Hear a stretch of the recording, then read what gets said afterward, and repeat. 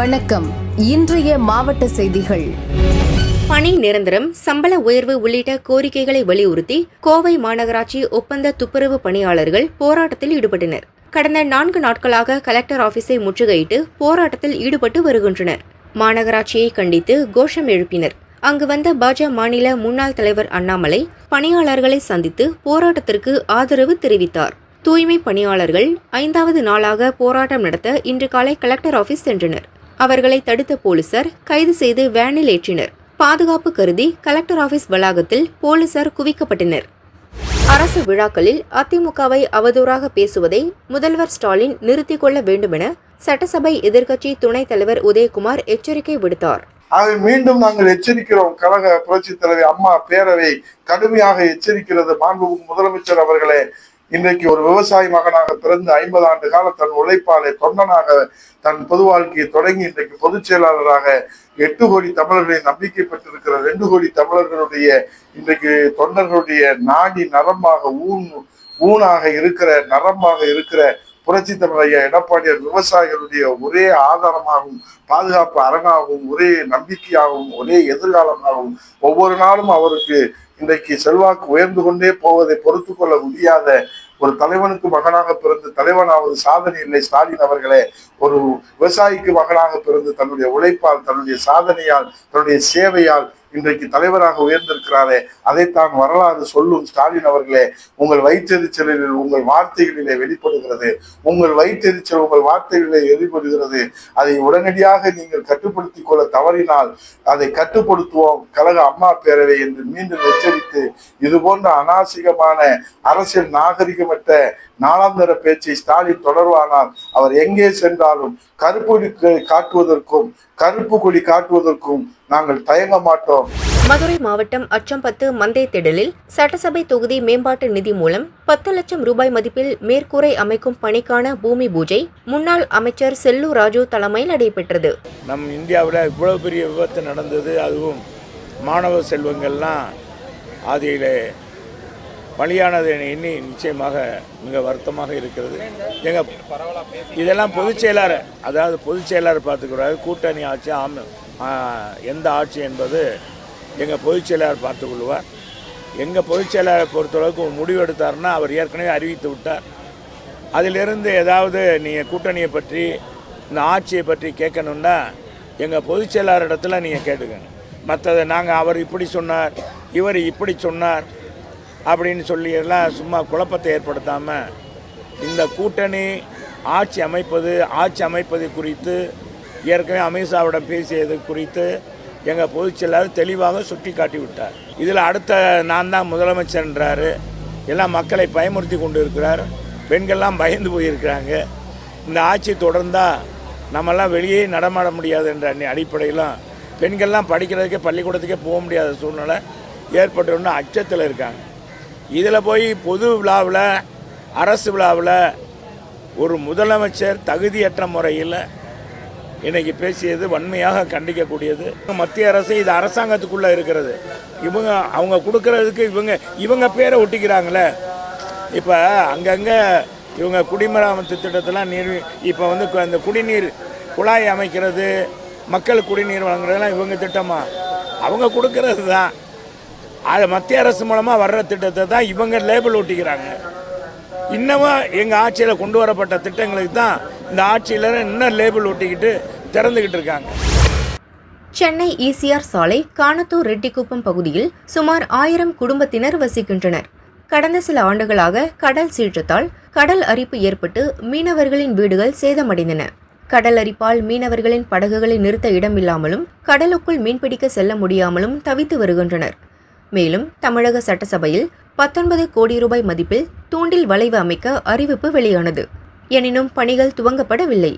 இதை கண்டித்தும் உடனே தூண்டில் மீன் வளைவு திட்டத்தை துவக்க வலியுறுத்தி 8க்கும் மேற்பட்ட மீனவ கிராம மக்கள் ஒருங்கிணைந்து ஒருநாள் அடையாள உண்ணாவிரதம் மற்றும் கடையடைப்பு போராட்டத்தில் ஈடுபட்டனர்.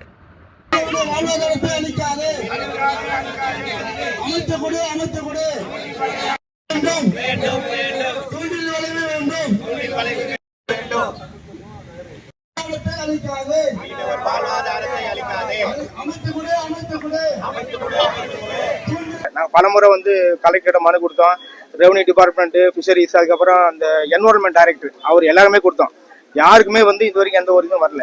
இது எப்படின்னா வந்து ஒரு கிராமம் கிட்டத்தட்ட வந்து நாங்கள் ஒரு 2000 பேர் இதை நம்பி தான் வாடுறாங்க. இதே மாதிரி நெம்மேலிக்கு புத்திரியும் அப்படிதான் போட்டு நிப்பாட்டிட்டாங்க.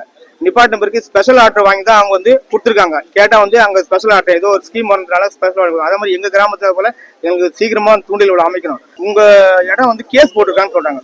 கேஸ் போட்ட நபர் தனி நபர் சரவணன், ஊருக்கு குப்பம் சரவணன் அவர் தனிப்பட்ட நபர் கேஸ் போட்டு இந்த ஒட்டுமொத்த ஒரு கிராமம் பாதிக்கப்படுற மாதிரி அவர் ஒண்டி பண்ண வச்சிருக்காரு. இவங்க எல்லாம் வரும்போது எங்களுக்கு ஆதாரமும் வாங்கக்கூடிய கவர்மெண்ட் அதிகாரிகள் இது வரைக்கும் வரல. ஸோ அவங்க வராம இருந்தாங்களா இனி ஒரு காலத்துல நாங்க இந்த ஒரு இதோட அதிகமா நாங்க வந்து ஸ்ட்ரைக் பண்ண ஆரம்பிப்போம். கண்டிப்பா இது வந்து அமைதியான முறையில் நாங்க வந்து இன்னைக்கு நடத்திட்டு இருக்கோம். போலீஸ் துறை எங்களுக்கு நல்லா பாதுகாப்பு கொடுத்து எந்த ஒரு பப்ளிக் தொந்தரவு பண்ணிட்டு வரோம். எங்களுக்கு வந்து இது முக்கியமா இன்னைக்குள்ள முடிவு தெரிஞ்சாகணும், எல்லா அதிகாரியும் வரணும். ஸோ அப்படி வரலன்னா நாங்க சாலை மேல் போராட்டம் கண்டிப்பா பண்ணுவோம். எத்தனை பேர் உள்ள போனாலும் நான் பயப்பட மாட்டாங்க. ஏன்னா எங்களுக்கு நாங்க வாழணும். கடலுக்கு போறோங்க, கடலுக்கு போகும்போது அங்கேயே ஒரு எந்த ஒரு இதுவும் இல்லாம நாங்க போறோம். அதை உயிரை பணைய வச்சு இயற்கையோடு போராடிட்டு போறோம். நாங்க போய் திரும்ப தெரியல. அப்படி அங்க போய் மீன் பிடிச்சிட்டு வரும்போது கரமால அடைக்க முடியல போட்டு. அங்க மடை, அங்க கல் இருக்குது, கிட்ட அடைக்க முடியல. அப்ப எங்க எங்களுக்கு ஆபத்து. வேலூர் மாவட்டம் குடியாத்தம் அடுத்த பரதராமி பகுதியில் 2000 ஏக்கரில் மா விவசாயம் நடக்கிறது. மாம்பழங்கள் ஆந்திர மாநிலம் சித்தூர் ஜூஸ் ஃபேக்டரிக்கு ஏற்றுமதி செய்யப்படுகிறது. ஆந்திராவில் மாம்பழம் உற்பத்தி அதிகளவு நடக்கிறது. இதனால் தமிழக மாம்பழம் விலை போகவில்லை. ஆந்திர ஜூஸ் ஃபேக்டரி கிலோ வெறும் 10 ரூபாய்க்கு கேட்பதால் விவசாயிகளுக்கு கடும் நஷ்டம் ஏற்படுகிறது. ஆந்திர ஜூஸ் ஃபேக்டரியை கண்டித்தும் மாம்பழ ஏற்றுமதிக்கு தமிழக அரசு உரிய நடவடிக்கை எடுக்க வலியுறுத்தி மாம்பழங்களை சாலையில் கூட்டி போராட்டம் நடத்த பரதராமி போலீசாரிடம் விவசாயிகள் அனுமதி கேட்டனர்.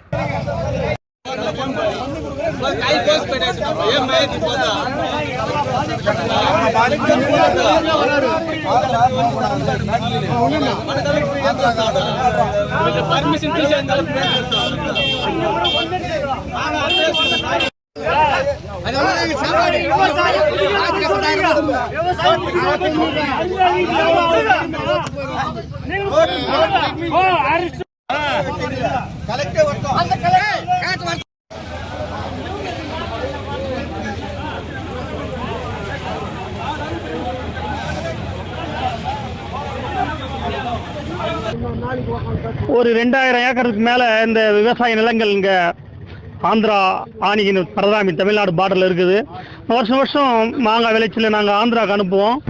ஆந்திராவுக்கு அனுப்பி அங்கே மகசூல் அதிகமாக இருக்கிறதுனால இந்த வருஷம் மாங்காவே எங்களுக்கு வேணாம் என்ற முறையில் அவங்க ரிட்டர்ன் எடுக்க மாட்டாங்க. தமிழ்நாட்டுக்காயே உங்களுக்கு தேவையில்லைன்றாங்க.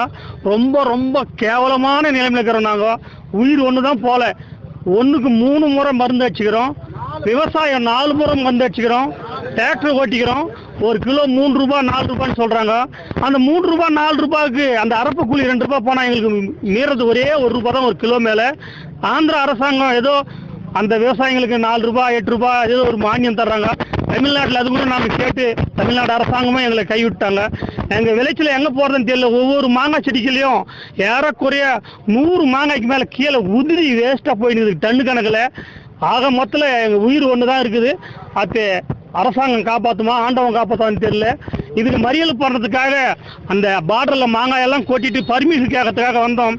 இந்த தமிழ்நாடு காவல்துறை பரதராமி ஸ்டேஷனில் அனுமதி அவங்க தராதனால நாங்கள் என்ன பண்ணுறதுனே தெரியாத சாலை மறியல் பண்ணுறதுக்கு வந்தோம்.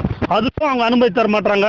கலெக்டரும் தமிழ்நாடு முதலமைச்சரும் இங்கே இருக்கிற அமைச்சர்களும் இந்த மாங்காய் விவசாயிகளை காப்பாற்றி எங்கள் உயிர் போகாத காப்பாற்றினா போதும், நாங்கள் டிராக்டர் ஓட்டின காசு வந்தால் போதும். இதுதான் நாங்கள் கேட்டுக்கிறது. மருந்து 1 முறை இல்லை 3 முறை அடிச்சுக்கிறோம். 4 ரூபாய் கிலோ 3 ரூபாய் கிலோன்னா அந்த டிராக்டர் ஓட்டின காசு கூட எங்களுக்கு வராது. வேலூரில் வரும் 25ஆம் தேதி நடக்கும் அரசு விழாக்களில் முதல்வர் ஸ்டாலின் பங்கேற்கிறார். இதற்காக நகரின் முக்கிய சாலைகள் அவசர கதியில் புதுப்பித்து வரப்படுகிறது.